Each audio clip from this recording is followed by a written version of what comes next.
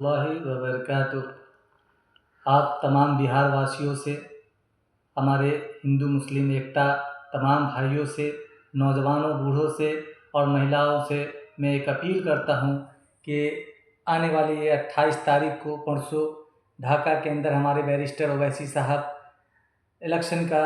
और ढाका के राणा रंजीत साहब के बीच प्रस्थान कर रहे हैं, आ रहे हैं। आप तमाम लोग बिहार के एकजुट होकर के इस प्रोग्राम को सफल करें और ओवैसी साहब का तकरीर को सुन कर के इस बार बिहार में जो आगामी चुनाव 6 तारीख को आपने वोट डालना है, उस एक एक वोट को आप तमाम लोग एक एक वोट को जो है सो ओवैसी साहब के गठबंधन से राणा जो चंद्रशेखर आज़ाद जी है, स्वामी प्रसाद मौर्य जी हैं, जो गठबंधन से 69 सीटों का जो अभी तक जो ये हुआ है, उस पर जो वोटिंग जहाँ जहाँ जो भी कैंडिडेट खड़े हैं, आप लोग एक एक वोट करके जो है ओवैसी साहब के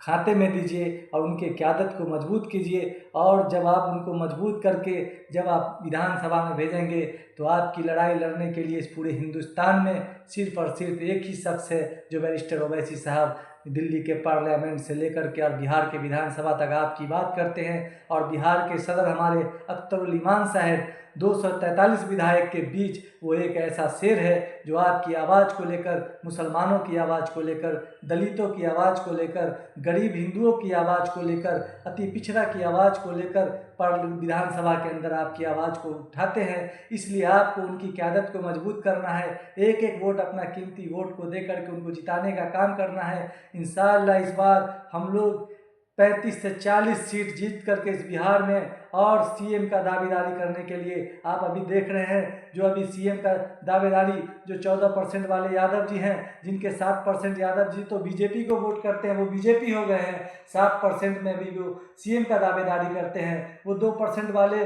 जो है सो डिप्टी सीएम का दावेदारी करते हैं और यहाँ घोषणा भी हो चुका है सीएम का और डिप्टी सीएम का दावेदारी। लेकिन मैं मुसलमानों आपसे मैं पूछना चाहता हूँ कि आप 18-19% होने के बाद भी आपका एक लीडर नहीं है, आपकी कोई हैसियत इस बिहार के अंदर नहीं है, आपकी कोई हैसियत इस विधानसभा के अंदर नहीं है। आप अपने वोट को समझिए, आप अपने अधिकार को समझिए और एक एक वोट जो है इस बार किसी गठबंधन को देने का ज़रूरत नहीं है। आप एक एक वोट ओवैसी साहब के गठबंधन में गिरा करके, चाहे आपको आफ्ताब आलम साहब हो, राणा रंजीत साहब हो और आदिल हसन साहब हो, चाहे जितने भी हमारे जो कि हाट से लेकर के सीमांचल से लेकर मिथिलांचल से लेकर और मगध तक जितना भी सरघाटी से लेकर के जितना भी 69 सीट पर जो भी कैंडिडेट यहाँ लड़ रहे हैं, हमको कैंडिडेट देखने की ज़रूरत नहीं है कि कौन लोग हमारे बीच है। हमको सिर्फ और सिर्फ ओवैसी साहब को देखना है और ओवैसी साहब की क़यादत को मजबूत करना है और एक एक अपना कीमती वोट उनको दे करके 6 तारीख को और 14 तारीख को इंशाअल्लाह ओवैसी साहब की सरकार बनाने के लिए हम लोग तैयार रहेंगे।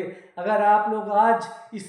इस इलेक्शन में अगर आप लोगों ने उनका साथ नहीं दिया, आप अपने क़यादत को मजबूत नहीं किया, तो समझ लेना कि आने वाला समय आपके लड़ाई लड़ने के लिए कोई जिंदा नहीं रहेगा, आपके बीच कोई खड़ा नहीं रहेगा। आपकी लड़ाई लड़ने के लिए सिर्फ और सिर्फ है तो MIM जो है ओवैसी साहब है या